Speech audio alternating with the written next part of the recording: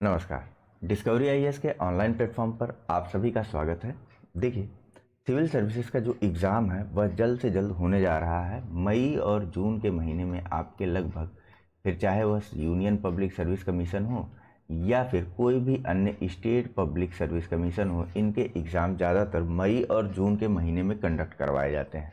तो इस टाइम आपका जो तैयारी का है वह पीक टाइम है। आपको और अधिक से अधिक फोकस करने का समय है और ज़्यादा से ज़्यादा प्रश्नों को प्रैक्टिस करने की आवश्यकता है और साथ ही साथ उन प्रश्नों के बेसिक कॉन्सेप्ट को भी समझने की आवश्यकता है। ठीक है, अपनी इस चीज़ के लिए आप लोग जो है वह टेस्ट सीरीज जो है लगातार सॉल्व कर रहे होंगे या टेस्ट सीरीज को सॉल्व करने की तैयारी शुरू कर रहे होंगे। इसी चीज़ को ध्यान में रखते हुए डिस्कवरी आईएएस के द्वारा अपनी यह नई सीरीज जो है वह आज से अनाउंस की जा रही है, जहां पर हम विभिन्न सब्जेक्ट्स को जो है चैप्टर्स के माध्यम से डिवाइड करके आपके साथ डिस्कस करने जा रहे हैं प्रश्न उत्तर के माध्यम से। ठीक है, हमारी यह सीरीज दूसरों से भिन्न किस प्रकार से है, तो देखिए भैया, हमने क्या किया है कि सिर्फ प्रश्नोत्तर को ही डिस्कस नहीं किया है, बल्कि उन प्रश्नों के जो भी उत्तर हैं उनको पूरी तरीके से डिटेल में समझा और समझाया भी है। ठीक है, जैसे कि मान लीजिए आप कोई टेस्ट सीरीज सॉल्व कर रहे हैं, वहाँ पर अगर सुप्रीम कोर्ट की स्थापना को लेकर के बात की गई तो सीधे सीधे बता दिया गया होगा कि 1773 के रेगुलेटिंग एक्ट में सुप्रीम कोर्ट की स्थापना का प्रावधान कर लिया गया। उसके एक्सप्लेनेशन की बात कर रहा हूँ, जो बताया गया होगा। ठीक है, और कलकत्ता में सुप्रीम कोर्ट की स्थापना की गई और साथ ही साथ जो है यहाँ पर 4 न्यायाधीशों की नियुक्ति कर दी गई, बात खत्म। लेकिन हमने क्या किया है, हमने इस 1773 के रेगुलेटिंग एक्ट को ही पूरा खोल डाला है। ठीक है, एकदम इसका ऑपरेशन कर दिया। जो भी चीज़ें, जो भी प्रावधान, जो भी बातें इस 1773 के रेगुलेटिंग एक्ट में थी, वह सारी की सारी चीज़ें आपसे एक जगह एक साथ मिल करके हम लोग शेयर करेंगे, साझा करेंगे, ताकि आगे चल करके यह 1773 का रेगुलेटिंग एक्ट अपने किसी भी रूप में आपके सामने अगर आता है तो आप वहां पर दिए गए ABCD में से किसी भी आंसर को बिल्कुल with in 10 second, 5 second, 15 second, 20 second अपनी क्षमता के अनुरूप उसको सॉल्व करके उसके OMR सीट में उसको काला भरते हुए या काला करते हुए आगे निकल जाएंगे। फिलहाल थोड़ी सी बात करते हैं हम लोग आज जो डिस्कस करने जा रहे हैं उस सीरीज की। देखिए, अपने इस पूरे डिस्कशन या इस पूरे सीरीज की शुरुआत जो करने जा रहे हैं ना हम, वह भारतीय राज्य व्यवस्था या फिर जिसको सामान्य भाषा में हम लोग पॉलिटी बोलते हैं, उस सब्जेक्ट के साथ हम लोग शुरू करने जा रहे हैं, जहां पर आज हमारे डिस्कशन का पहला दिन है और इस सब्जेक्ट का भी पहला चैप्टर है, जिसका नाम है भारत का संवैधानिक इतिहास। थोड़ा मैं जल्दी जल्दी बोल रहा हूँ क्योंकि लेक्चर जो है वह लंबा ना जाए या लेंदी ना हो, फिर भी लेक्चर जो है वह लेंदी जाएगा, या आप ध्यान में रखिएगा। फिलहाल भारत के संवैधानिक इतिहास को अगर हम लोग देखें तो यह हम दो भागों में बिल्कुल आसानी से बांट सकते हैं। पहला भाग तो ईस्ट इंडिया कंपनी के अधीन चला जाएगा और दूसरा भाग चला जाएगा ब्रिटिश ताज के अधीन, ब्रिटिश शासन के अधीन। ठीक है, तो ईस्ट इंडिया कंपनी के अधीन या ईस्ट इंडिया कंपनी के शासना अधीन जो है, जो भी अधिनियम या रूल एंड रेगुलेशन जो भी पारित किए गए, उनको हम लोग ईस्ट इंडिया कंपनी के अधीन करके पढ़ेंगे या इस भाग के अंतर्गत पढ़ेंगे। ठीक है, देखिए, ईस्ट इंडिया कंपनी के अधीन जो है 1773 से लेकर के 1858 तक के रूल एंड रेगुलेशन लाए गए थे। दरअसल बार बार उसी चीज़ को बोलने में, अधीन और अधिनियम को बोलने में थोड़ी सी चीज़ें अप एंड डाउन होती हैं। हंसिए और मज़ा लीजिए और आगे बढ़ जाइए उसके साथ।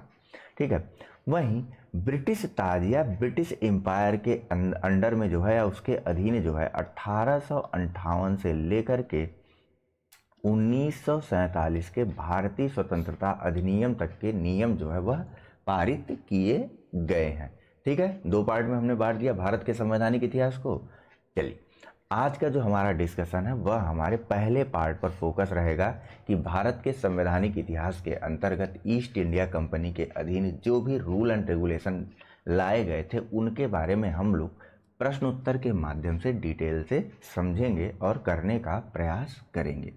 तो चलिए शुरुआत करते हैं डिस्कशन की। नमस्कार, मेरा नाम है मयंक चतुर्वेदी और मेरे साथ आज से आप लोग यह सीरीज शुरू करने जा रहे हैं। चलते हैं हमारे पहले प्रश्न की तरफ, लेकिन उसके पहले अगर आप हमारा यह लेक्चर YouTube पर देख रहे हैं तो हमारे चैनल को लाइक, सब्सक्राइब और साथ ही साथ अन्य मित्रों के साथ शेयर करना बिल्कुल मत भूलिएगा और वह बेल आइकन भी दबा दीजिएगा। ठीक है, देखिए यह चीज़ें आपका कुछ नहीं लेती, लेकिन हमको अधिक से अधिक मोटिवेट करती हैं कि अरे इतने लोगों ने देख लिया, अरे इतने लोगों ने लाइक कर दिया, या इतने लोगों के इतने सवाल कमेंट में आए। ठीक है, तो इस चीज़ को ध्यान में रखते चलिएगा।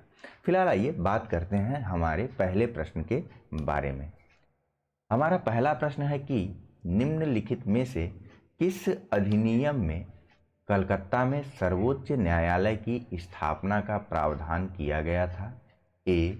Regulating act 1773, B. पिट्स का भारत अधिनियम 1784 या इसे पिट्स इंडिया एक्ट भी बोलते हैं, सी. चार्टर एक्ट 1813 या डी. Charter act 1833। चलिए बिल्कुल आसान है, इसका जो सही आंसर है वह है option number A. Regulating act 1773 के माध्यम से कलकत्ता में सन 1774 में एक सुप्रीम कोर्ट की स्थापना का प्रावधान किया गया था। ठीक है, कब? तो सन 1774 में। ठीक है, चलिए इसको और अच्छे से और डिटेल से हम लोग समझने का प्रयास करते हैं। ले लेते हैं एक ब्लैक पेपर। ठीक है, ब्लैक पेपर ले लिया, थोड़ा सा मोबाइल में देखने में अच्छा लगता है। ठीक, तो देखिए यहाँ पर हम लोग हेडिंग डाल लेते हैं क्या, 1773 का रेगुलेटिंग एक्ट, या फिर इसी को नियामक अधिनियम, नियामक या विनियामक अधिनियम भी बोलते हैं, यह भी आप जानते चलिएगा। ठीक है, तो शुरुआत करें और इसको समझने का प्रयास करते हैं। शुरुआत ही हम करते हैं अपने प्रश्न के साथ। देखिए प्रश्न में सीधा सीधा सुप्रीम कोर्ट के बारे में बात की गई या सुप्रीम कोर्ट के लेकर के डिस्कशन किया गया। तो सबसे पहले समझ लेते हैं सुप्रीम कोर्ट की स्थापना को ही और किस प्रकार से उसको स्थापित किया गया था। तो देखो भैया 1773 में एक प्रावधान किया गया था कलकत्ता में सुप्रीम कोर्ट की स्थापना का, और इसी प्रावधान का अनुसरण करते हुए सन 1774 में कलकत्ता में एक सुप्रीम कोर्ट की स्थापना की गई थी 4 न्यायाधीशों या 4 जस्टिस के साथ, जिसमें से एक थे चीफ जस्टिस और 3 थे जस्टिस। इन चीफ जस्टिस का जो नाम था वह था एलिजा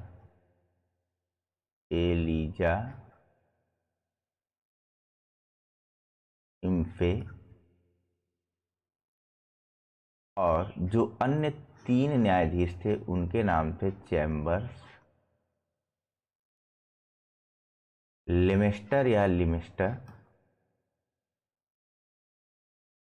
और तीसरे जो न्यायाधीश थे उनका नाम था हाइट। ठीक है, तो इस प्रकार से कलकत्ता में सन 1774 में एक सुप्रीम कोर्ट की स्थापना की गई 1773 के रेगुलेटिंग एक्ट में जो प्रावधान था उसके अनुरूप।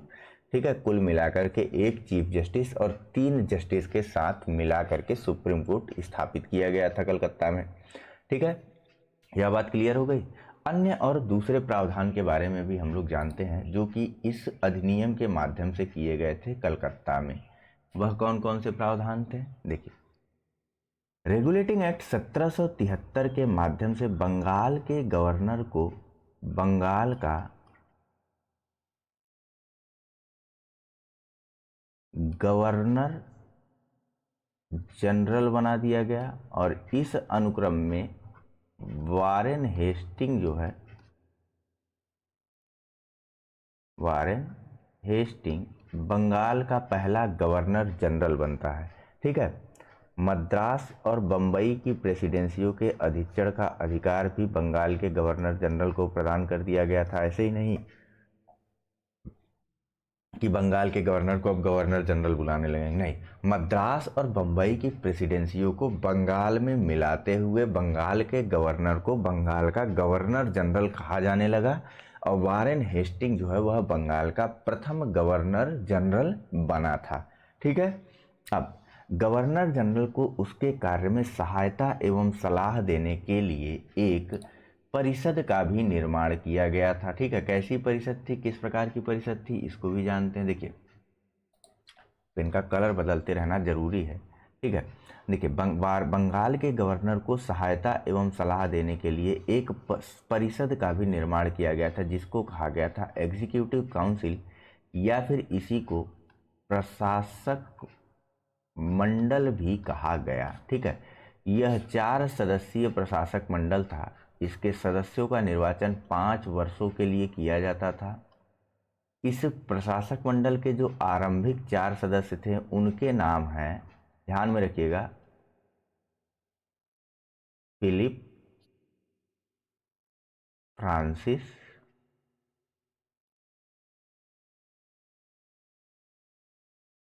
क्लेवरिंग, मानसन, और चौथा जो और अंतिम जो सदस्य था वह था बारवेल।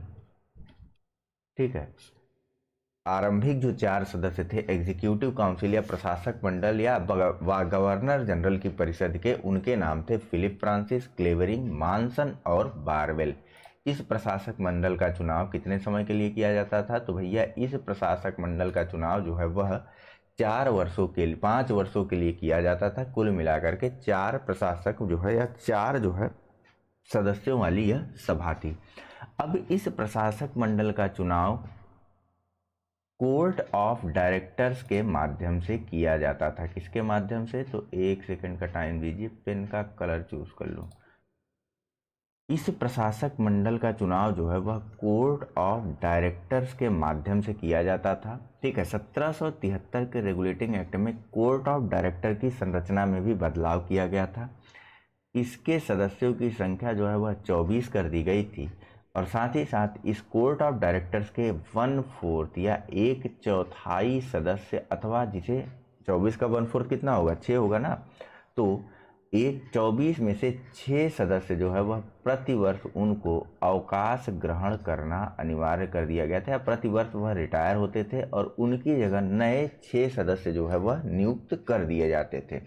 वहीं इस कोर्ट ऑफ डायरेक्टर्स का चुनाव भी किया जाता था। कब तक के लिए? तो 5 वर्षों के लिए वो था ना, तो 4 वर्षों के लिए कोर्ट ऑफ डायरेक्टर्स का चुनाव किया जाता था। ठीक है, 1773 के रेगुलेटिंग एक्ट के माध्यम से जिस कोर्ट ऑफ डायरेक्टर्स का भी गठन किया गया था, उसके सदस्यों की संख्या 24 कर दी गई थी, जिसके 1/4 सदस्य या 6 सदस्य जो है वह प्रतिवर्ष रिटायर होते थे या अवकाश ग्रहण करते थे। ठीक है, और इस कोर्ट ऑफ डायरेक्टर के सदस्यों का चुनाव जो है वह 4 वर्षों के लिए किया जाता था।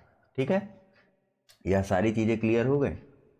अब थोड़ा सा और एक अन्य प्रावधान किया गया था इस अधिनियम के माध्यम से, वह क्या था?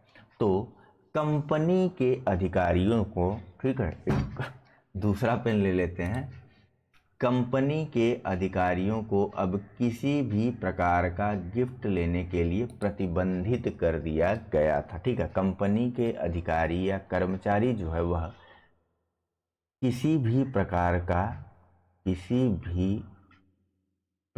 का न तो निजी व्यापार कर सकते थे और न ही भारतीयों से किसी भी प्रकार का गिफ्ट वगैरह ले सकते थे। इस चीज पर भी प्रतिबंध लगाया था इस 1773 के रेगुलेटिंग एक्ट में। ठीक है, 4-5 चीजें हमने सीखी 1773 के रेगुलेटिंग एक्ट में। पहली चीज तो सुप्रीम कोर्ट की स्थापना की गई थी सन 1774 में कलकत्ता में। ठीक है, 4 न्यायाधीशों के साथ, जिसके एक चीफ जस्टिस थे एलिजा इम्पे, मुख्य चीफ जस्टिस थे, और 3 अन्य न्यायाधीश थे, चैम्बर्स, लिमेस्टर और हाइट। वहीं मद्रास और बम्बई की प्रेसिडेंसियों को मिलाते हुए या उनके अधीक्षण की शक्ति बंगाल के गवर्नर को देते हुए बंगाल के गवर्नर को गवर्नर जनरल कहा जाने लगा, और वारेन हेस्टिंग जो है बंगाल का पहला गवर्नर जनरल बनता है। बंगाल के गवर्नर जनरल को उसकी कार्यों में सहायता एवं सलाह देने के लिए एक परिषद का निर्माण किया गया। ठीक है, एक 4 सदस्यीय परिषद का निर्माण किया गया, जिसके सदस्यों का निर्वाचन जो है वह 5 वर्षों के लिए किया जाता था। प्रारंभिक जो 4 सदस्य थे उनके नाम थे फिलिप फ्रांसिस, क्लेवरिंग, मानसन और बारवेल। ठीक है, इस परिषद या एग्जीक्यूटिव काउंसिल के सदस्यों का निर्वाचन कोर्ट ऑफ डायरेक्टर के माध्यम से किया जाता था, जिसके सदस्यों की संख्या बढ़ा करके 24 कर दी गई थी और इसमें से 1/4 सदस्य या 6 सदस्य प्रतिवर्ष अवकाश ग्रहण करते थे और नए सदस्य उनके स्थान पर आते थे। कोर्ट ऑफ डायरेक्टर्स के सदस्यों का चुनाव जो है वह 4 वर्षों के लिए किया जाता था।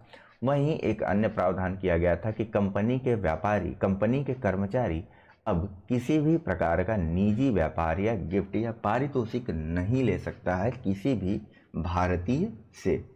ठीक है, देखिए कोर्ट ऑफ डायरेक्टर्स के माध्यम से कंपनी पर जो नियंत्रण था ना, वह अधिक से अधिक सशक्त कर दिया गया था ब्रिटिश सरकार का, या शुरुआत कर दी गई थी अब ब्रिटिश सरकार के नियंत्रण की कंपनी के ऊपर। इस चीज़ को समझिएगा, इसीलिए यह रेगुलेटिंग एक्ट जो है वह आना शुरू हुए थे। ठीक, या नियामक अधिनियम जो है, नाम से ही आप समझ रहे होंगे, रेगुलेट करना है या नियामक करना है या अधीक्षण करना है। ठीक है, तो इन एक्ट को इसीलिए लाया भी गया था। फिलहाल यह तो बातें हो गई 1773 के रेगुलेटिंग एक्ट की। अब इस प्रकार के रेगुलेटिंग एक्ट को लाया ही क्यों गया, जबकि कंपनी कब से आई थी? 1600 से।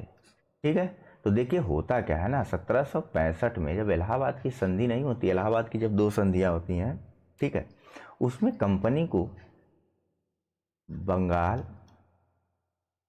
बिहार और उड़ीसा की जो है वह दीवानी मिल जाती है। लेकिन कंपनी करती क्या है ना, कंपनी जिम्मेदारियों वाले काम नहीं लेती है, बहुत चालाक थी।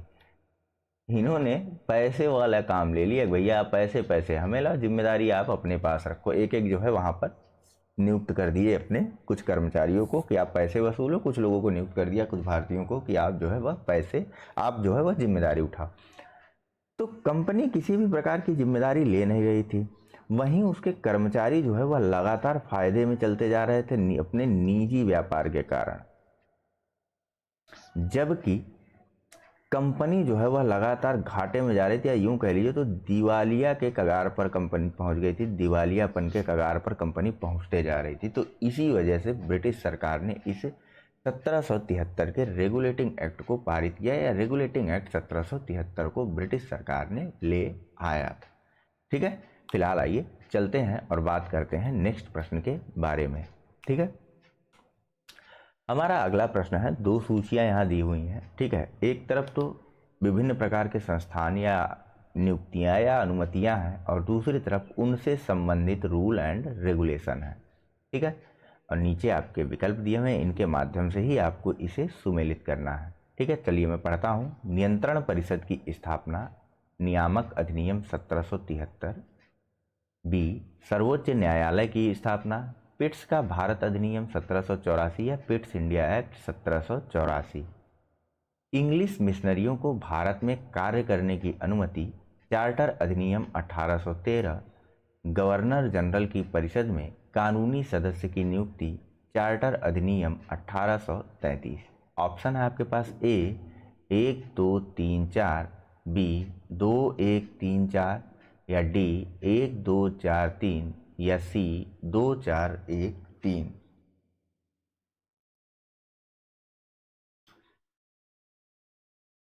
चलिए, इसका जो सही आंसर है वह है ऑप्शन नंबर बी 2 1 3 4। ठीक है, आइए पेन ले लेते हैं, तब बात करते हैं और अच्छे से।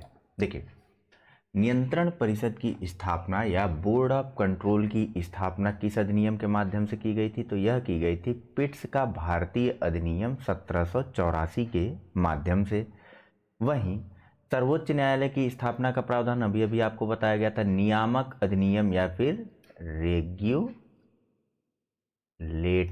एक्ट 1773 के माध्यम से 1774 में कलकत्ता में एक सुप्रीम कोर्ट की स्थापना की गई थी, 3 जस्टिस और एक चीफ जस्टिस के साथ।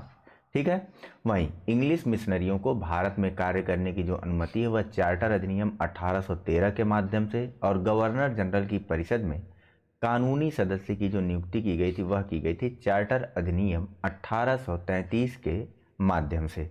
ये तो मोटा मोटी बातें हो गई, आइए डिटेल में जानते हैं और समझते हैं अब इस चीज़ को एक वाइट पेपर पर। ठीक है, हर बार पेपर का कलर जो है वह हम लोग बदल रहे हैं। ठीक है, तो सारे एक्ट को नहीं समझते हैं, छोटा सा समझते हैं। एक यहाँ पर बात की गई है पिट्स इंडिया एक्ट के बारे में, जो कि कब आया था, 1784 में। अभी तक हमने क्या पढ़ा, 1773 का रेगुलेटिंग एक्ट या फिर नियामक अधिनियम हमने जो है वह पढ़ लिया है। अब क्या इस 1773 के बाद डायरेक्ट 1784 में अधिनियम आया था? नहीं, इसके बीच में एक और नियम आया था जिसे कहा गया एक्ट ऑफ सेटलमेंट। यह कब आया था? तो यह आया था 1781 में। ठीक है, 1781 में आया था एक्ट ऑफ सेटलमेंट। इसके बाद आया था पिट्स का भारत अधिनियम 1784 में। ठीक, तो इसको भी थोड़ा सा समझ लेते हैं हम लोग कि एक्ट ऑफ सेटलमेंट क्या बोला थी। देखिए, 1773 में पहली बार कंपनी को रेगुलेट करने के लिए, कंपनी के नियम कानून को बनाने के लिए ब्रिटिश सरकार के द्वारा एक रेगुलेटिंग एक्ट लाया गया था। ठीक है, पहली बार जब लाया गया था तो जाहिर सी बात है कुछ न कुछ कमियां, कुछ न कुछ खामियां जरूर थी। ठीक है, एक चीज ध्यान रखिएगा, मोटा मोटी आपको बता रहा हूं कि प्रत्येक रेगुलेटिंग एक्ट या चार्टर अधिनियम में एक प्रावधान जरूर था, वह था कि 20 वर्षों के लिए कंपनी के समस्त अधिकारों को बढ़ा दिया जाता था। तो 1773 प्लस 20 यानी कि अगला जो अधिनियम या नियम या रेगुलेशन जो आने वाला था वह 1793 में आना चाहिए। ठीक है, तो इस बीच जो भी चीजें हुई उनके नाम के साथ उनके बारे में बात कही गई। तो सबसे पहले बात करते हैं इस 1781 के एक्ट ऑफ सेटलमेंट के बारे में। हम लोग अपने पेन का कलर जो है वह थोड़ा सा चेंज कर लेते हैं ताकि और अच्छे से चीज़ों को समझ सकें। देखिए भैया, 1781 के इस एक्ट ऑफ सेटलमेंट या फिर इसे संशोधनात्मक अधिनियम भी बोला जाता है। मैं लिख दे रहा हूं, संशोधनात्मक अधिनियम। इसमें क्या प्रावधान किए गए थे? तो कुछ ऐसा जरूरी या खास प्रावधान या स्पेशलाइज्ड प्रावधान या बहुत ज़्यादा अधिनियम या प्रावधान नहीं आए थे, छोटे छोटे थोड़े से चेंजेस किए गए थे। ठीक है, सुप्रीम कोर्ट को लेकर के ये चेंजेस किए गए थे, उनको थोड़ा सा जान लीजिए और समझ लीजिए। देखिए, सबसे पहला जो बदलाव किया गया था वह कंपनी के अधिकारियों को लेकर के किया गया था कि कंपनी के जो भी कर्मचारी होंगे वह यदि अपने पद से संबंधित या अपने दायित्वों से संबंधित किसी भी प्रकार का कोई कार्य कर रहे हैं तो वह सुप्रीम कोर्ट की अधिकारिता से बाहर होंगे, अधिकारिता से बाहर होंगे। ठीक है, यह पहली चीज की गई थी। दूसरा अन्य प्रावधान इस एक्ट ऑफ सेटलमेंट 1781 के माध्यम से क्या किया गया था? तो सुप्रीम कोर्ट हो या गवर्नर जनरल की परिषद हो, ठीक है, सपरिषद गवर्नर जनरल हो या फिर सुप्रीम कोर्ट हो, लिख देता हूं मैं, सुप्रीम कोर्ट हो या फिर सपरिषद गवर्नर जनरल हो। याद है ना, 1773 के रेगुलेटिंग एक्ट में जो है वो प्रावधान किया गया था, 4 सदस्यीय एक एग्जीक्यूटिव काउंसिल या प्रशासक मंडल का निर्माण किया गया था विद गवर्नर जनरल। ठीक है, रूल एंड रेगुलेशन बनाने के लिए और चीज़ों को अब क्या कहते हैं उसको, चीज़ों को इम्प्लीमेंट करने के लिए जो गवर्नर जनरल की परिषद बनाई गई थी गवर्नर जनरल के साथ। तो अब एक्ट ऑफ सेटलमेंट के माध्यम से इसमें थोड़ा सा बदलाव किया गया था। वह यह किया गया था कि सुप्रीम कोर्ट अपने किसी भी निर्णय में या फिर सपरिषद गवर्नर जनरल कोई भी नियम या कानून बनाने से पहले हम भारतीयों की परंपराओं, रीति रिवाजों, इनका भी ध्यान रखेंगे। ऐसा नहीं कि हमारी परंपरा कुछ और है और इन्होंने जस्टिस या न्याय जो है वह कुछ और ही दे दिया। ठीक है, इसके बारे में बात की गई। दूसरी एक महत्वपूर्ण चीज जो इसमें की गई वह यह की गई कि अभी तक सुप्रीम कोर्ट की अधिकारिता जो है ना वह संपूर्ण कलकत्ता में लागू नहीं थी या कलकत्ता के अंदर रहने वाले सभी निवासियों पर लागू नहीं हो रही थी। तो इसे भी बढ़ा दिया गया था इस एक्ट ऑफ सेटलमेंट के माध्यम से, 1781 के संशोधनात्मक अधिनियम के माध्यम से सुप्रीम कोर्ट की अधिकारिता जो है उसके अंतर्गत अब कलकत्ता के सभी निवासी जो है वह आने वाले थे, सभी निवासी आ गए थे इस एक्ट ऑफ सेटलमेंट के माध्यम से। यही 3-4 चीज़ें जो है वह इस एक्ट ऑफ सेटलमेंट के माध्यम से या संशोधनात्मक अधिनियम के माध्यम से की गई थी। दरअसल मोटा मोटी अगर समझे तो 1781 का जो एक्ट ऑफ सेटलमेंट या फिर संशोधनात्मक अधिनियम था, इसके माध्यम से 1773 के इस रेगुलेटिंग एक्ट की विसंगतियों को दूर करने का प्रयास जो है वह किया गया था। ठीक है, अब बात कर लेते हैं यहीं पर हम एक दूसरे पेन के साथ पिट्स इंडिया एक्ट के बारे में। ठीक है, तो पिट्स इंडिया एक्ट के बारे में जो प्रावधान किए गए थे उनको भी हम लोग यहीं पर समझते हैं। एक सबसे महत्वपूर्ण जो प्रावधान किया गया था पिट्स इंडिया एक्ट में, देखिए अभी तक हमने देखा कोर्ट ऑफ डायरेक्टर्स को और साथ ही साथ सपरिषद गवर्नर जनरल या गवर्नर जनरल के प्रशासक मंडल या एग्जीक्यूटिव काउंसिल को देखा, जिसका निर्माण 1773 के रेगुलेटिंग एक्ट के माध्यम से किया गया था। लेकिन 1784 में एक अन्य बोर्ड गठित हुआ जिसका नाम था, बताइए क्या था? पेन कहाँ है हमारी? पेन ही खो गई, ये है।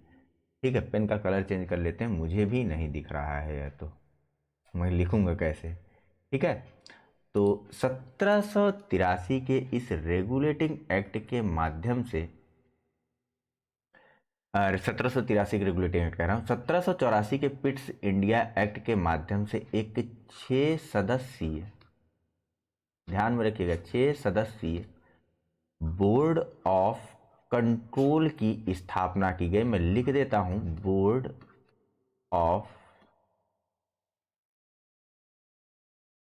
कंट्रोल की स्थापना जो है वह की गई थी पिट्स इंडिया एक्ट के माध्यम से, या फिर इसको ही हिंदी में कहते हैं क्या? नियंत्रण परिषद की स्थापना जो है वह की गई थी पिट्स इंडिया एक्ट के माध्यम से सन 1784 में। इसके सदस्यों की जो संख्या थी वह कुल कितनी थी? 6 सदस्यीय थी। अब इस बोर्ड ऑफ कंट्रोल का काम क्या था? तो देखिए जितने भी प्रकार के राजस्व थे या सैनिक थे या असैनिक कार्य थे, इन सभी पर नियंत्रण करने का अधिकार जो है अब बोर्ड ऑफ कंट्रोल को दे दिया गया था।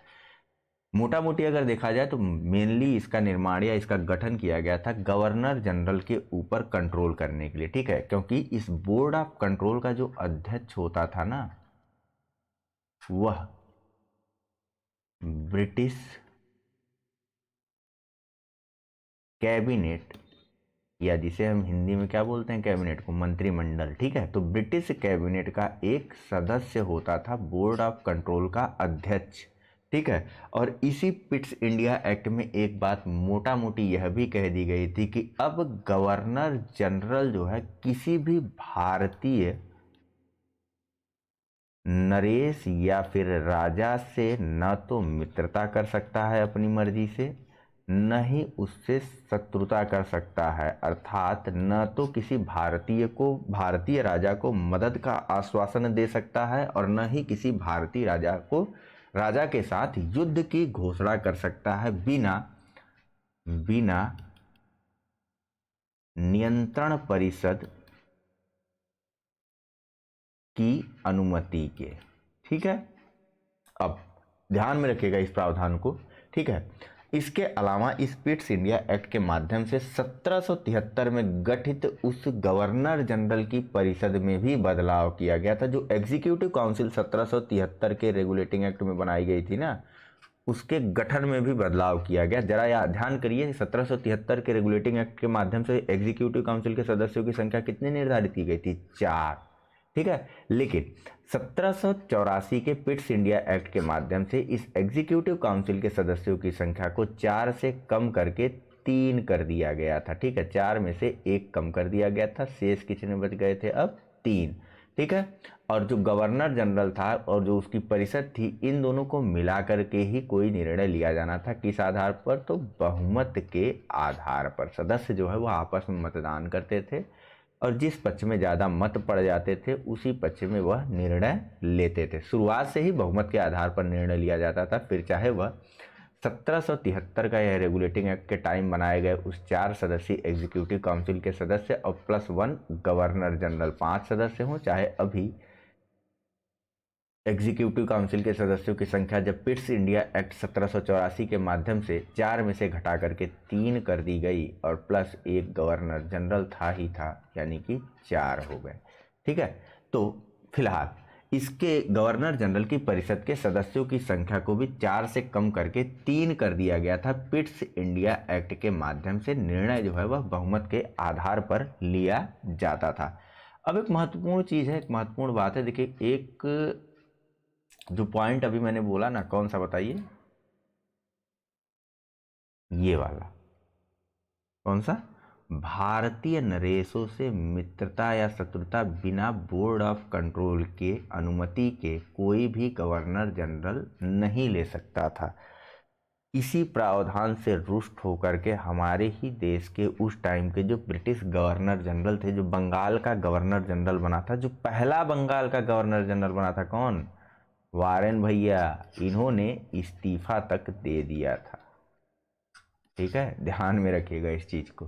फिलहाल यहाँ पर पिट्स इंडिया एक्ट में इतनी सी छोटी सी बात है। यहाँ पर हमने 2 एक्ट को और देख लिया, एक्ट ऑफ सेटलमेंट और पिट्स इंडिया एक्ट 1784 को भी। ठीक है, 3 एक्ट हमारे कुल मिलाकर के हो गए, 1773 का रेगुलेटिंग एक्ट, 1781 का एक्ट ऑफ सेटलमेंट और 1784 का पिट्स इंडिया एक्ट। यह तीनों चीज़ें हो गई, सारी बातें हो गई इनके बारे में। चले अगले पर, चलते हैं अगले प्रश्न पर। यहाँ पूछा जा रहा है कि निम्नलिखित में से किस से भारत में अंग्रेजी शिक्षा की नींव पड़ी? पहला, 1813 का चार्टर अधिनियम। दूसरा, general committee of public instruction 1823। तीसरा, प्राच्यविद एवं आंग्लविद विवाद। नीचे दिए कूट का प्रयोग करके आपको सही आंसर देना है। ऑप्शन है ए केवल 1 और 2, बी केवल 2, सी केवल 1 और 3, या डी 1, 2 और 3। चलिए, जो सही आंसर है इसका वह है ऑप्शन नंबर डी, 1, 2 और 3। 3 के तीनों ही जो है वह सही हैं। ठीक है, 1813 का चार्टर अधिनियम हो या general committee of public instruction 1823 हो या प्राच्यविद एवं आंग्लविद विवाद हो, इन सभी के माध्यम से ही भारत में अंग्रेजी शिक्षा की जो है वह नींव पड़ती है। ठीक है, तो चलिए बात कर लेते हैं इनके बारे में भी थोड़ा डिटेल में एक वाइट पेपर लेकर के। ठीक है, कैसे बात करेंगे? अभी तक हमने क्या क्या देखा, सबसे पहले उसको समझ लेते हैं। हमने देखा अभी तक 1773 का रेगुलेटिंग एक्ट, ठीक है, 1781 का एक्ट ऑफ सेटलमेंट, ठीक, 1784 का पिट्स इंडिया एक्ट, ठीक। इसके बाद हम देखने जा रहे हैं 1813 का चार्टर अधिनियम। तो क्या इस बीच में कोई अन्य प्रावधान नहीं है? नहीं आया होगा ना भाई। यहीं पर आपको बताया गया कि 20 साल के लिए कंपनी के व्यापारिक अधिकार को बढ़ाया गया था, तो बीच में एक 1793 होना चाहिए था। ठीक है, चलिए भैया यहाँ से कर देते हैं हम लोग एक 1793 का चार्टर अधिनियम। तो क्या 1784 के बाद डायरेक्ट 1793 में यह चार्टर अधिनियम आया था? नहीं, बीच में एक और छोटा सा अधिनियम आया था 1786 में। ठीक है, अब ये कड़ी जो है वह हमारी पूरी हो गई। ठीक, यहाँ तक हमने चीज़ों को देख और समझ लिया है। बात करते हैं यहाँ से यहाँ तक की 1786 से 1793 की। तो 1786 में ऐसा कुछ खास प्रावधान या कोई बहुत मेजर संशोधन या मेजर चेंज नहीं किया गया था। ठीक है, यहाँ पर क्या किया गया था उसको समझ लीजिए आप। देखिए, हमने बात की कि वारेन हेस्टिंग जो है, जो बंगाल का पहला गवर्नर जनरल था, उसने पिट्स इंडिया एक्ट से नाराज होकर के इस्तीफा तक दे दिया था। अब अंग्रेजों को उस समय ज़रूरत पड़ रही थी लॉर्ड कॉर्नवालिस की, लेकिन कॉर्नवालिस ने अपनी एक शर्त रखी कि भैया मुझे जो है अधिकार चाहिए, बिना अधिकार के मैं नहीं आने वाला हूँ। ठीक है, तो वारेन कॉर्नवालिस जो है उस समय, अगर आप इतिहास पढ़ेंगे तो ज़रूरत थी। ठीक है, इंडिया में कंपनी की ज़रूरत थी कॉर्नवालिस, इसके लिए ही उसके शर्तों को स्वीकार कर लिया गया। इसी स्वीकार किए गए शर्तों के लिए यह अधिनियम लाया गया था। छोटी सी शर्त थी कॉर्नवालिस भैया की कि उसको सेनापति और गवर्नर जनरल दोनों के ही अधिकार चाहिए। ठीक है, यह छोटी सी शर्त थी इस बेचारे मासूम से लॉर्ड कॉर्नवालिस की। ठीक है, इसके साथ साथ इसने एक और डिमांड की थी, एक छोटी सी शर्त और थी कि यदि कोई विशेष अवस्था यानी कि यदि स्पेशल कंडीशन आती है तो गवर्नर जनरल जो है यानी कि जो कॉर्नवालिस भैया जब गवर्नर जनरल बनेंगे तो गवर्नर जनरल जो है वह अपनी परिषद के निर्णयों को पलट भी सकता है, यानी कि वीटो पावर का भी अधिकार जो है वह मांग लिया था कॉर्नवालिस भैया ने। ठीक है, तो इस छोटे से अधिनियम के साथ जो है इस छोटे से अधिनियम को यानी कि कॉर्नवालिस की शर्तों को स्वीकार करते हुए इस छोटे से अधिनियम को लाया गया था जिसका अपना कोई नाम नहीं है। ठीक है, 1786 का यह अधिनियम है जिसमें गवर्नर जनरल लॉर्ड कॉर्नवालिस को मुख्य सेनापति और गवर्नर जनरल दोनों की शक्तियां प्रदान की गई और साथ ही साथ विशेष अवस्था में गवर्नर जनरल जो है वह अपनी परिषद के निर्णयों को पलट भी सकता है या फिर पलट कहाँ गया पलट भी सकता है या फिर रद्द भी कर सकता था और अपने निर्णय को लागू कर सकता था। वही वीटो पावर भाई, निर्णय को लागू कर सकता था। ठीक है, अब ये तो बात हो गई 1786 के रेगुलेटिंग एक्ट में कह रहा हूँ सॉरी 1786 के इस अधिनियम की। बात करते हैं हम यहाँ पर फिर से चल करके पेन बदलते हैं पहले तो, और उसके बाद हम लोग बात करते हैं इस 1793 के अधिनियम के बारे में या 1793 के चार्टर अधिनियम के बारे में। सबसे पहला काम क्या किया गया, तो भैया जो सबसे पहला काम किया गया वह यह किया गया कि कंपनी के व्यापारिक या समस्त अधिकारों को अगले 20 वर्षों के लिए फिर से बढ़ा दिया गया।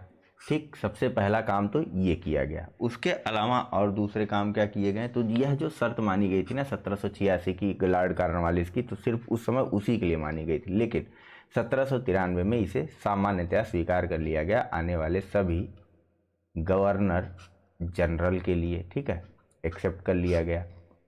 और महत्वपूर्ण चीज क्या हुआ था, तो सेनापति जो है सेनापति अब से यानी कि इस चार्टर अधिनियम 1793 के बाद से गवर्नर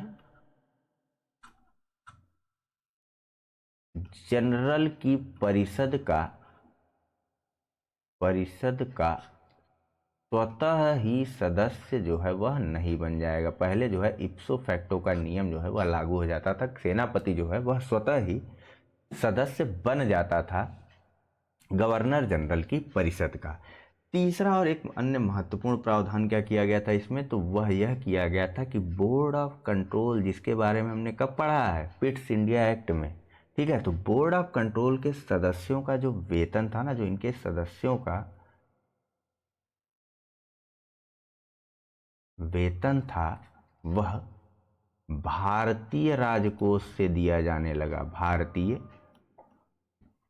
राजकोष से दिया जाने लगा। और यह व्यवस्था कब तक चलती रही, यह व्यवस्था 1919 तक अनवरत चलती रही। ठीक, अब तीसरी और अन्य जो व्यवस्था की गई थी वह आप पर्सनली उससे हर्ट होंगे, पर्सनली जो है वह आपको तकलीफ देगी। यह तीसरी व्यवस्था वह क्या थी, तो पहले जो है डीएम के पास पावर थी जस्टिस की भी यानी कि न्याय का भी अधिकार था, लेकिन कॉर्नवालिस भैया को ये चीज़ कहाँ मंजूर थी। उन्होंने डीएम की ताकत को कम कर दिया, डीएम की ताकत से जुडिशरी को रिमूव कर दिया। ठीक, डीएम अब कलेक्टर बन गया।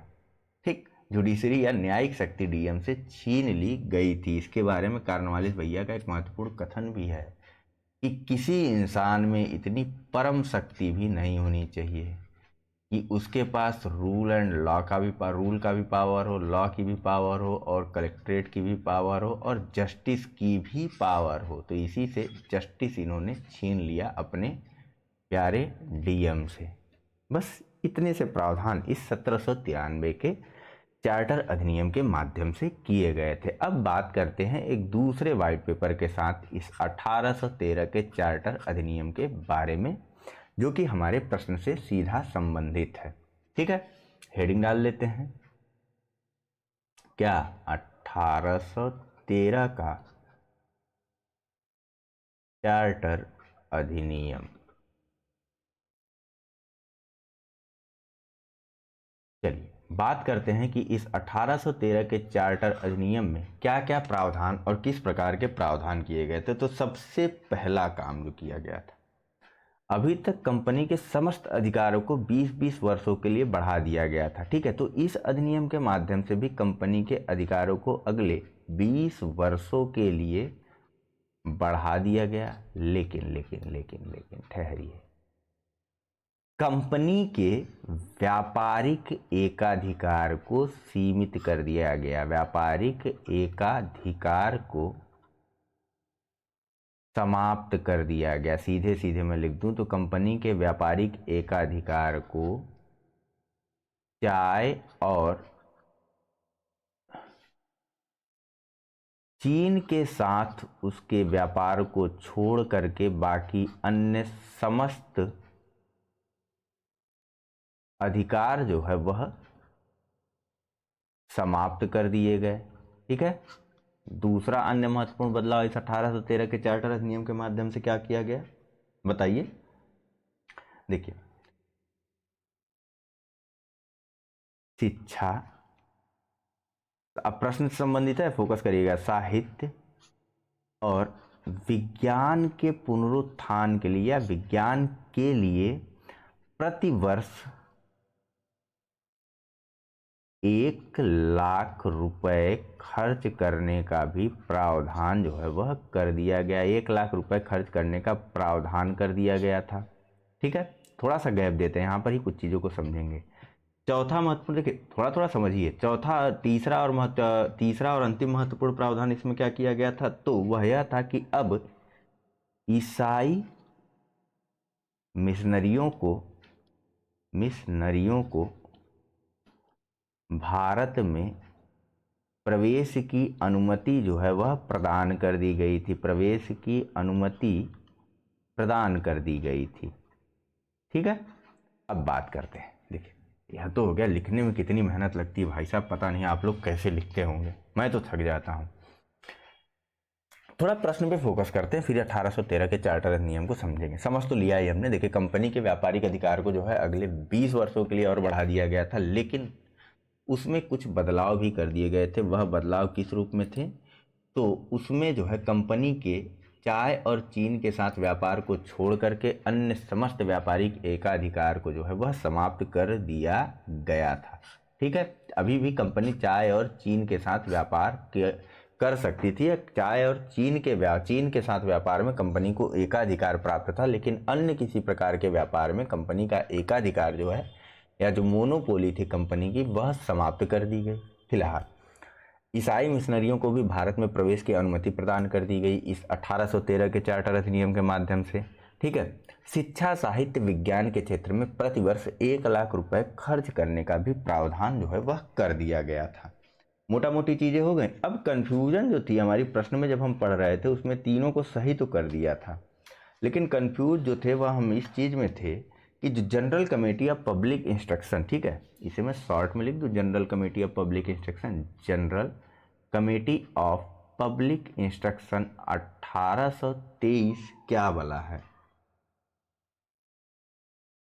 यह कैसे सही हो गया। तो देखो भैया, यह जो व्यवस्था 1813 के अधिनियम में की गई थी ना, 1 लाख रुपए खर्च करने की, ठीक, यह कैसे और किस प्रकार से खर्च की जाएगी, इसकी व्यवस्था के लिए 1823 में एक कमेटी का गठन किया गया था। कितने सदस्यीय यह कमेटी थी बताइए जरा। तो एक 10 सदस्यीय कमेटी का गठन किया गया था, जिसका नाम था general committee of public instruction. ठीक है, इस कमेटी का जो अध्यक्ष था वह था लॉर्ड मैकाले। अब आप लोग समझ रहे होंगे खेल कहाँ से शुरू हो रहा है। मैकाले भैया जो है वह एंट्री मार रहे हैं शिक्षा के क्षेत्र में। अब बदलाव जो है वह धड़ाधड़ होने वाला है। ठीक है, तो इस 10 सदस्यीय यूरोपीय कमेटी को नियुक्त किया गया 1823 में कि भैया ये बता दो आप लोग, इसलिए गठन किया गया कि आप लोग ये बता दो कि 1 लाख रुपए की जो व्यवस्था हमने 1813 में की थी, 10 साल पहले जिस चीज़ की व्यवस्था की थी, उसको खर्च कैसे करें। हाँ, तो इसी व्यवस्था को खर्च करने के लिए, बताने के लिए इस कमेटी का गठन किया गया था। इसके जो सभी के सभी ये 10 सदस्य या जो 10 मेंबर थे ना, यह सभी के सभी यूरोपीय थे। मतलब भारत में भारतीयों की शिक्षा पर खर्च करने के लिए जिस कमेटी को गठित किया गया था उसके सदस्य भी यूरोपीय रखे गए थे। ठीक है, आगे चल करके मैकाले भैया जो है वह भारत में अंग्रेजी शिक्षा को लाते हैं। और किस प्रकार से लाते हैं, तो देखिए, लॉर्ड विलियम कैवेंडिश बेंटिक के शासनकाल में जो है मैकाले के द्वारा एक प्रस्ताव दिया गया था कि भारत में उच्च शिक्षा का जो माध्यम है, भारत में उच्च शिक्षा का जो माध्यम है वह अंग्रेजी ही होना चाहिए। तो मैकाले भैया के इस प्रस्ताव को 1835 में लॉर्ड विलियम कैवेंडिश बेंटिक के द्वारा स्वीकार कर लिया गया था। और 1835 के बाद से ही भारत में उच्च शिक्षा का जो माध्यम था वह अंग्रेजी हो गया था। ठीक, मोटा मोटी चीज़ें और सारी चीज़ें मेरे ख्याल से आप लोग समझ चुके होंगे। चलिए, एक अन्य चीज़, एक छोटी सी चीज़ है, वहीं प्रश्न से उसे हम लोग देख लेते हैं। प्राच्यविद एवं आंग्लविद विवाद क्या बला है या क्या चीज़ है। सबसे पहले तो पेन का कलर अपने वापस से ले लेते हैं। ठीक, तो कुछ नहीं है। प्राच्यविद जो है वह ओल्ड शिक्षा को बोलते हैं, या प्राचीन शिक्षा की पद्धति को प्राच्यविद बोलते हैं। आंग्लविद जो है वह मॉडर्न शिक्षा या अंग्रेजी भाषा में शिक्षा को बोला जाता है। ठीक है, बस जाहिर सी बात है, अभी भी विवाद प्राच्य शिक्षा और अंग्रेजी शिक्षा का है, और अभी भी जीत जो है वह अंग्रेजी की ही हो रही है। ठीक है, तो इसमें कोई सोचने या समझने वाली बात नहीं, उस समय हुआ अगर तो। फिलहाल चलते हैं अपने अगले प्रश्न की तरफ और बात करते हैं नेक्स्ट प्रश्न के बारे में। हमारा अगला प्रश्न है क्वेश्चन नंबर 4, जहां पूछा जा रहा है कि किस अधिनियम के द्वारा ब्रिटिश संसद ने चाय और चीन के साथ व्यापार को छोड़कर ईस्ट इंडिया कंपनी के भारत के साथ व्यापारिक एकाधिकार को समाप्त कर दिया था। ऑप्शन है ए 1813 का चार्टर अधिनियम, बी 1833 का चार्टर अधिनियम, या सी 1853 का चार्टर अधिनियम, अथवा डी 1873 का चार्टर अधिनियम। सिंपल है, अभी अभी हम लोग करते हुए आए हैं कि 1813 के चार्टर अधिनियम के माध्यम से कंपनी के व्यापारिक एकाधिकार में बहुत बड़ा बदलाव करते हुए चाय और चीन के साथ व्यापार को छोड़ करके समस्त व्यापारिक एकाधिकार या मोनोपोली को समाप्त कर दिया गया था। अच्छा, मोनोपोली होती क्या है, सवाल है, कमेंट करके बताइए। इकोनॉमिक्स का प्रश्न है। आइए अगले प्रश्न पे चलते हैं, उम्मीद है आप लोग जरूर जवाब देंगे। पूछा जा रहा है कि चार्टर एक्ट 1813 के संबंध में निम्नलिखित कथनों पर विचार कीजिए। पहला, इसने भारत में ईस्ट इंडिया कंपनी के व्यापार एकाधिपत्य को चाय का व्यापार तथा चीन के साथ व्यापार को छोड़कर समाप्त कर दिया। दूसरा, इसने कंपनी द्वारा अधिकार में लिए गए भारतीय राज्य क्षेत्रों पर ब्रिटिश राज की संप्रभुता को सुदृढ़ कर दिया। तीसरा, भारत का राजस्व अब ब्रिटिश संसद के नियंत्रण में आ गया था। ऑप्शन है आपके पास ए केवल 1 और 2, बी केवल 2 और 3, सी केवल 1 और 3, या डी 1, 2 और 3। आसान है, सही आंसर है ऑप्शन नंबर, बताइए, ए 1 और 2। अभी तक जो हमारी बात हुई उसमें मैंने कभी भी और कहीं भी बोला कि भारत का राजस्व अब ब्रिटिश संसद के सीधे नियंत्रण में आ गया था? नहीं।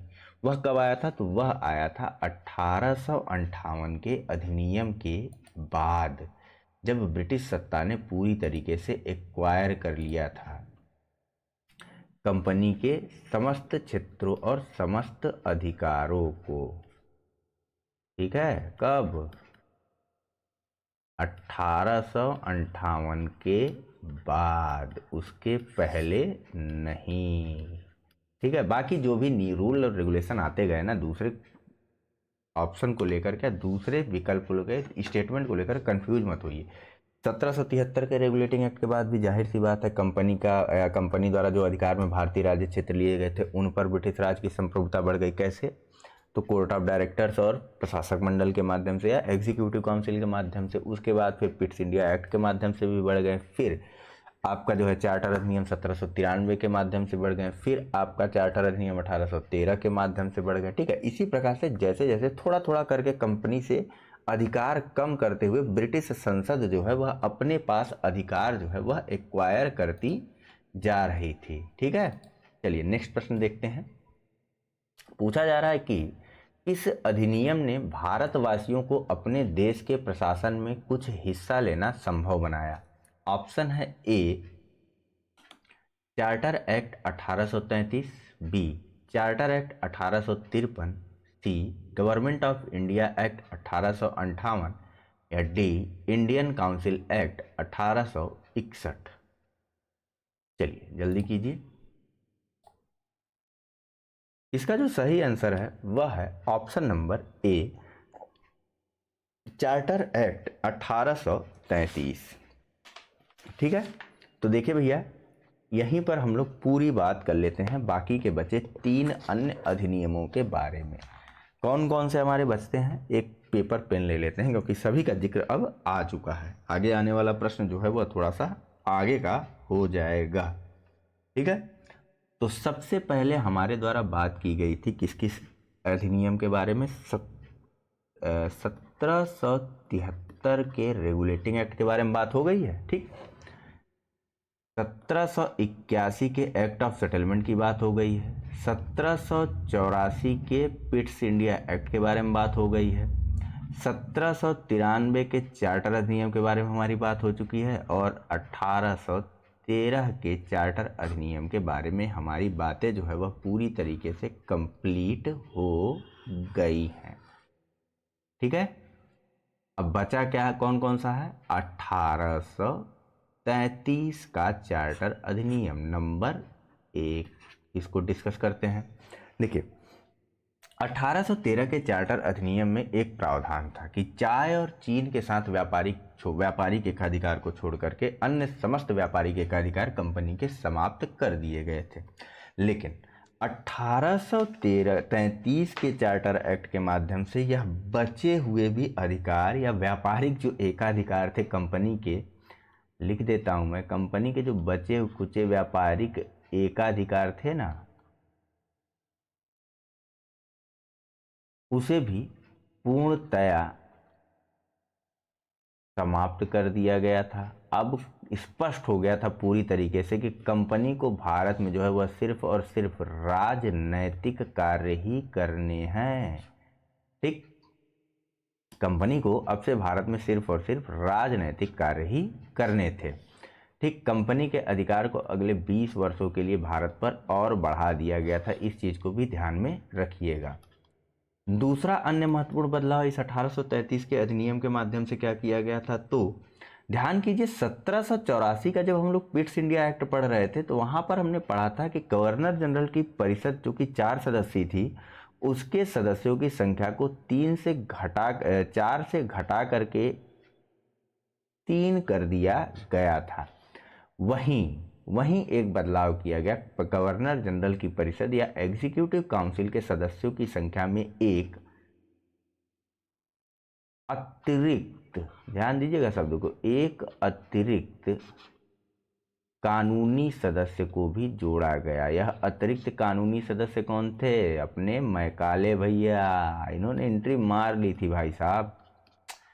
तो मैकाले भैया जो है वह फिर से आते हैं एक अतिरिक्त कानूनी सदस्य के रूप में 1833 के चार्टर अधिनियम के बाद गवर्नर जनरल की एग्जीक्यूटिव काउंसिल में कानूनी सदस्य के रूप में। ध्यान दीजिएगा किसके रूप में, तो कानूनी सदस्य के रूप में। और तीसरा और महत्वपूर्ण बदलाव क्या किया गया था इसमें बताइए जरा। तो देखिए सबसे पहले तो शक्तियों को जो है, कानून को जो है, गवर्नर जनरल के कानून शक्तियों को और बढ़ाया गया था, केंद्रीकृत कर दिया गया था। जो अन्य सभी क्षेत्र थे, बंगाल, मद्रास, बम्बई, इन सब के जो भी क्षेत्र थे वह भी गवर्नर जनरल के नियंत्रण में आ गए थे ताकि प्रशासन का केंद्रीकरण हो सके। ठीक है, गवर्नर जनरल को परिषद को ही कानून बनाने की शक्ति प्रदान कर दी गई थी। अब कानून जो है वह गवर्नर जनरल ही बनाएगा। ठीक, चौथे सदस्य की नियुक्ति हो गई थी। एक महत्वपूर्ण जो बदलाव था इस 1833 के चार्टर अधिनियम के माध्यम से, एक अन्य जो महत्वपूर्ण प्रावधान किया गया था वह किया गया था भारतीय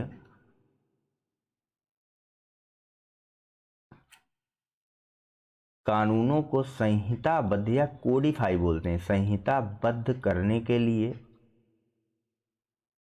विधि आयोग की नियुक्ति का प्रावधान किया गया था। लॉ कमीशन या लॉ कमीशन की नियुक्ति का भी प्रावधान जो है वह किया गया था।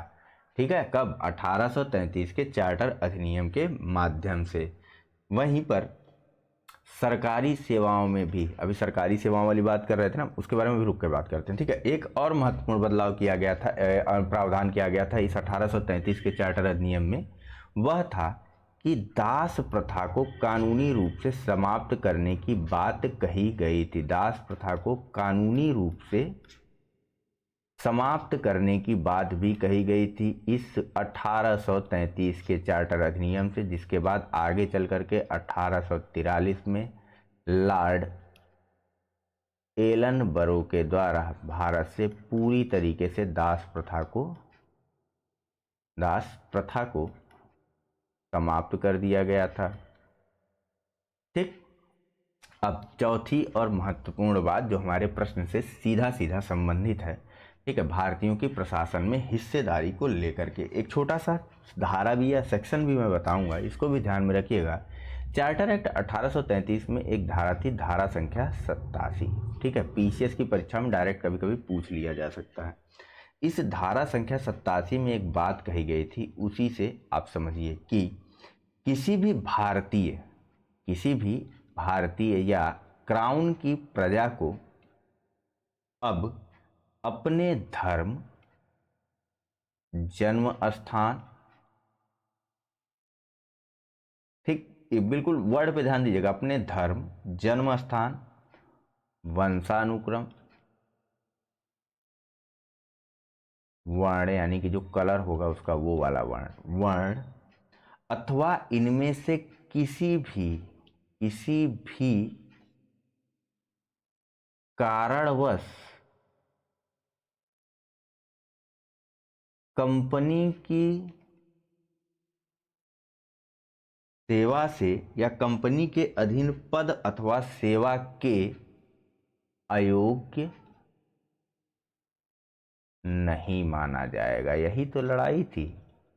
अब इसी को आधार बना करके आगे जो है वह लड़ाई जारी की गई थी, बहुत तगड़ी वाली, और अंत में 1853 के आसपास जो है वह स्वीकार भी कर लिया गया था सैद्धांतिक रूप से, जब सिविल सेवाओं की परीक्षाएं आयोजित करवाई जाने लगी थी। ठीक है, यह सारी जो व्यवस्था थी वह 1833 के चार्टर अधिनियम की थी। ठीक भैया, चलो कोई बात नहीं, इसे हमने देख लिया कि 1833 के चार्टर अधिनियम में क्या क्या प्रावधान थे। एक बार मोटा मोटी करके फिर से समझ लें। देखिए, 1833 के चार्टर अधिनियम के माध्यम से कंपनी के अधिकारों को अगले 20 और वर्षों के लिए बढ़ा दिया गया था, लेकिन कंपनी के व्यापारिक एकाधिकार को पूर्णतया समाप्त कर दिया गया था। भविष्य में कंपनी को अब सिर्फ और सिर्फ राजनीतिक कार्य करने थे। ठीक है, एक गवर्नर जनरल की परिषद में एक अन्य अतिरिक्त कानूनी सदस्य या लॉ मेंबर की नियुक्ति की गई थी। भारतीय कानूनों को संहिताबद्ध करने के लिए एक विधि आयोग की नियुक्ति की गई थी। दास प्रथा को कानूनी रूप से समाप्त करने की बात कही गई थी, और 1843 में लॉर्ड एलनबरो के द्वारा जो है दास प्रथा को समाप्त कर दिया गया था। वहीं इस अधिनियम की धारा 87 के अंतर्गत भारतीय या क्राउन की देशज प्रजा को उसके धर्म, जन्म स्थान, वंशानुक्रम, वर्ण या किसी भी अन्य कारणवश कंपनी के अधीन या कंपनी के सेवा के अयोग्य जो है वह नहीं माना जाएगा। यह सारी बातें जो है वह हो गई। ठीक, यही सारी जो है वह महत्वपूर्ण बातें थी इस 1833 के चार्टर अधिनियम की। बस इतनी ही महत्वपूर्ण बातें थी। ध्यान कीजिए, कहीं मैं कुछ भूल तो नहीं रहा हूं। देखिए, इसमें किया क्या गया था, बंगाल के गवर्नर को, ठीक है, बहुत ही महत्वपूर्ण है यह, बताया नहीं आपको, कमेंट के माध्यम से अब तक इस चीज को सूचित करना चाहिए था। देखिए, बंगाल के गवर्नर को अब बंगाल के गवर्नर जनरल को अब भारत का गवर्नर जनरल कहा जाने लगा या बना दिया गया था। इस प्रकार से भारत का जो पहला गवर्नर जनरल था वह कौन बना, बताइए। भारत का जो पहला गवर्नर जनरल था वह बना विलियम बेंटिक। ठीक है, इसीलिए फोकस को अपने बना करके या लगातार बना करके चलिए। फिलहाल यह सारे प्रावधान या सारी जो चीज़ें थी वह 1833 के चार्टर अधिनियम में करी गई थी। देखते हैं और कौन सा यहाँ पे बच गया था हमारा। 1853 का चार्टर एक्ट बन गया था, इसको भी देख लेते हैं हम लोग। ठीक, हेडिंग डालते हैं क्या, 1853 का चार्टर अधिनियम। कुछ खास बदलाव या बहुत ज़्यादा व्यवस्था इसमें नहीं की गई थी। सिंपल सी बात मान लीजिए, एक छोटी सी चीज़ सुनिए। देखिए, नियंत्रण बोर्ड के कर्मचारियों की संख्या को निश्चित करने की बात की गई थी। वहीं कोर्ट ऑफ डायरेक्टर्स के जो सदस्य थे उनकी संख्या 24 से घटा करके 18 कर दी गई थी। ठीक है, कोर्ट ऑफ डायरेक्टर्स के जो सदस्य हैं उनकी संख्या 24 से घटा करके 18 कर दी गई,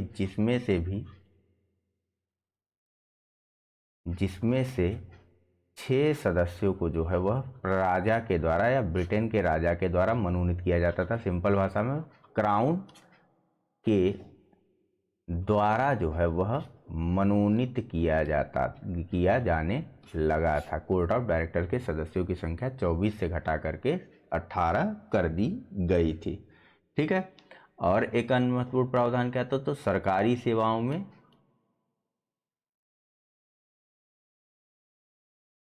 ओपन परीक्षा की बात को स्वीकार कर लिया गया था, या फिर प्रतियोगी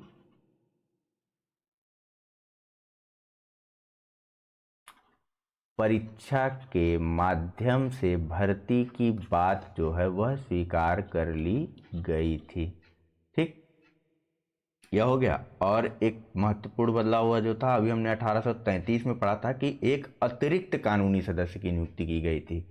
तो अब 1853 के चार्टर अधिनियम के बाद गवर्नर जनरल की कार्यकारिणी परिषद या एग्जीक्यूटिव काउंसिल का पूर्णतया या पूर्णकालिक सदस्य बन गया था। पूर्णकालिक सदस्य बन गया था वह विधि सदस्य या विधि मेंबर या लॉ मेंबर जो बना था। ठीक है, यही छोटी मोटी चीजें या छोटी मोटी बातें जो है वह कही गई थी 1853 के चार्टर अधिनियम में। ठीक, सबसे अंत में बात करते हैं एक अन्य अधिनियम की, जिसका नाम है गवर्नमेंट ऑफ इंडिया एक्ट 1858 या फिर भारत शासन अधिनियम 1858। फिर से लेते हैं एक वाइट पेपर और जान लेते हैं यहाँ पर भारत शासन अधिनियम 1858 के बारे में। शुरुआत में सबसे पहले तो टॉप पर हेडिंग डाल लेते हैं 1858 भारत शासन अधिनियम। ठीक है, देखो भैया, इसमें कुछ नहीं किया गया था। 1857 में हमने खूब जम के धमाल मचाया था। उसी से परेशान होकर के ईस्ट इंडिया कंपनी के समस्त अधिकारों को समाप्त कर दिया गया था। समाप्त क्या कहें तो ब्रिटिश क्राउन ने उसे अपने हाथों में ले लिया था। 1858 के इस भारत शासन अधिनियम के माध्यम से ईस्ट इंडिया कंपनी के समस्त अधिकारों को ब्रिटिश क्राउन ने अपने हाथों में ले लिया था। अपने हाथों में ले लिया इसने, ब्रिटिश क्राउन ने या ब्रिटिश संसद कह लीजिए, ब्रिटिश ताज कह दीजिए, ब्रिटिश ताज ने अपने हाथों में ले लिया। ठीक है, वहीं अब सारी व्यवस्थाएं यहाँ समाप्त हो रही, नई व्यवस्था एक आएगी। कोर्ट ऑफ डायरेक्टर्स जो था उसे समाप्त कर दिया गया। ठीक है, बोर्ड ऑफ कंट्रोल जो पिट्स इंडिया एक्ट के माध्यम से बीओडी बनाया गया था उसे भी समाप्त कर दिया गया। ठीक है, गवर्नर जनरल की परिषद को भी समाप्त कर दिया गया। ठीक है, अब बनाया गया एक नया निकाय।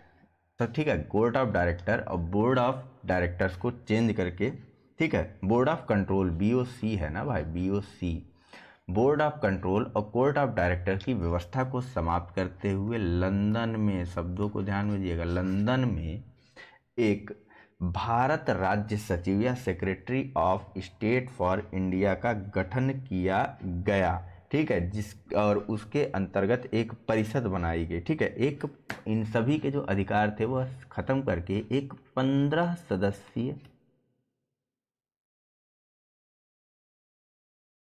परिषद को दे दिया गया और इसके अध्यक्ष को, ठीक है, इस 15 सदस्यीय परिषद के अध्यक्ष को क्या कहा गया, तो सेक्रेटरी ऑफ इंडिया या मुख्य राज्य सचिव या भारत राज्य सचिव कहा गया। ठीक है, भारत से संबंधित अब सभी निर्णय जो है वह इसको ही लेने थे। भारत राज्य सचिव का जो अध्यक्ष होता था या भारत राज्य सचिव जो होता था, ठीक है, भारत राज्य सचिव जो व्यक्ति होता था वह ब्रिटिश मंत्रिमंडल या ब्रिटिश कैबिनेट का सदस्य होता था। ठीक है, ब्रिटिश कैबिनेट का सदस्य जो है वह होता था भारत राज्य सचिव। ठीक है, इसका संचालन कहाँ से होता था, लंदन से होता था। अब इनके सदस्यों का खर्चा भत्ता कहाँ से दिया जाता था, बताइए। हमने पढ़ा ना 1793 वाले चार्टर अधिनियम में बता दिया गया था, एक इंतजाम कर दिया गया था कि भैया आप जो है बोर्ड ऑफ कंट्रोल के जो सदस्य होंगे उनका वेतन जो है वह लंदन से दिया जाएगा। तो जब बोर्ड ऑफ कंट्रोल के सदस्यों को समाप्त कर दिया गया तो उनके वेतन कहाँ से दिए जाते थे, लंदन से, भारत के राज्य कोष से दिए जाते थे। तो वही भारत के राज्य कोष से ही इनका भी वेतन दिया जाता था, जिसे अब एक नाम दे दिया गया था होम चार्जेस का। आगे चल करके आज़ादी की लड़ाई में इस होम चार्जेस शब्द को लेकर के भी या होम चार्जेस के लिए भी अच्छी खासी लड़ाई लड़ी गई थी, इतिहास में आपने पढ़ा होगा। ठीक है, फिलहाल अब भारत के गवर्नर जनरल को भारत का वायसराय कहा जाने लगा, वायसराय कहा जाने लगा 1858 के भारत शासन अधिनियम के बाद। ठीक है, जो प्रथम वायसराय थे भारत के, प्रथम राय थे भारत के, उनका नाम क्या था, उनका नाम था महोदय लॉर्ड कैनिंग। ठीक, बस इतनी छोटी मोटी बातें थी। नियुक्तियां जो है वह खुली प्रतियोगिताओं से होने लगी थी, यही सारी बातें थी इस 1858 के भारत शासन अधिनियम की। ठीक, तो फिलहाल यहाँ पर हमने बात कर ली है पूरी तरीके से किसके किसके बारे में, 1773 के रेगुलेटिंग एक्ट के बारे में, 1781 के एक्ट ऑफ सेटलमेंट के बारे में, 1784 के पिट्स इंडिया एक्ट के बारे में, 1793 के चार्टर एक्ट के बारे में, 1813 के चार्टर एक्ट के बारे में, 1833 के चार्टर एक्ट के बारे में, 1853 के चार्टर एक्ट के बारे में, और सबसे अंत में हमने बात की 1858 के भारत शासन अधिनियम के बारे में। ठीक, तो हमारा यह लेक्चर अब यहीं पर समाप्त होता है। ठीक, नेक्स्ट लेक्चर के लिए आपको करने के लिए मैं एक प्रश्न देता हूं।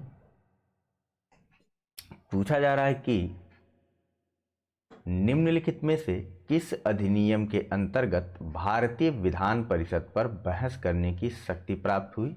ए, भारतीय परिषद अधिनियम 1861, बी, भारतीय परिषद अधिनियम 1892, सी, भारतीय परिषद अधिनियम 1909, या डी, भारतीय शासन अधिनियम 1919।